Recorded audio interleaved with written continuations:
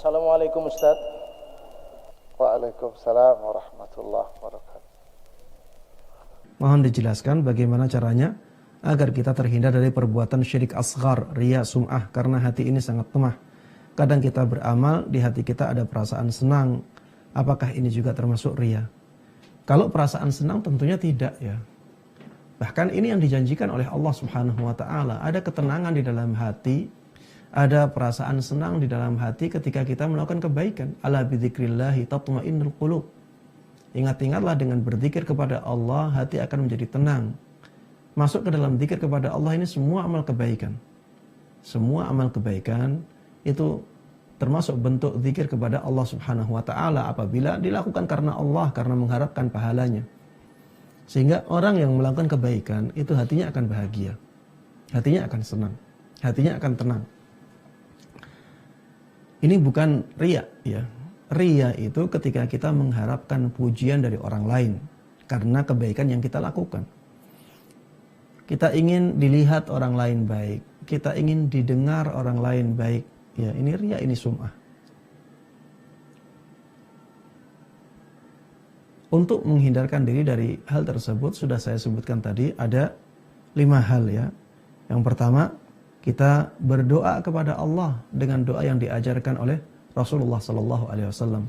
Allahumma inna na'udzubika min an usyrika bika syai'an wa syai'an na'lamu. Wa na'udzubika wa nastaghfiruka lima la a'lam. Lima la na'lam. Wa nastaghfiruka lima la na'lam. Ya Allah, aku berlindung kepadamu dari tindakan menyekutukanmu dengan sesuatu apapun dalam keadaan kami mengetahui hal itu. Dan kami meminta ampun kepadamu ya Allah dari kesyirikan-kesyirikan yang tidak kami ketahui. Ini doa ini sangat penting untuk kita ulang terus-menerus. Karena kadang-kadang kita melakukan riya tapi kita tidak menyadarinya. Karena riya ini lebih samar, sebagaimana disebutkan oleh Rasulullah dalam hadis tadi, lebih samar dari suara langkah kaki semut. Subhanallah. Bagaimana Rasulullah menggambarkan betapa lembutnya, betapa samarnya dosa riya itu. Dan tadi kita sudah jelaskan ada 4 yang lain ya. Ingat efek buruk riya. Kemudian bahwa sasaran riya kita itu pasti dia makhluk yang sangat lemah, tidak bisa memberikan apapun. Kemudian harapan dari riya kita itu kalaupun tercapai, maka itu hanya sebentar dan sementara.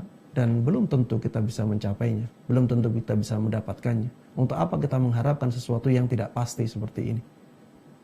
Harapkan sesuatu yang pasti, pahala dari Allah Subhanahu wa taala. Kemudian yang terakhir ya, bahwa sebenarnya kita tidak pantas dengan pujian apapun. Karena semua yang ada pada kita ini sebenarnya adalah milik Allah Subhanahu wa taala. Untuk apa kita mengharapkan sesuatu yang sebenarnya tidak pantas untuk kita dapatkan? Pujian orang, ya, sanjungan orang, untuk apa kita mengharapkan itu? Dan sebenarnya ya kita tahu keadaan diri kita. Banyak kekurangan, banyak dosa.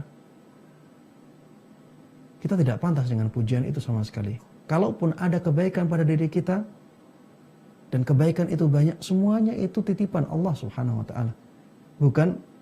Bukan karena kitanya. Ini karena Allah Subhanahu wa taala, ya.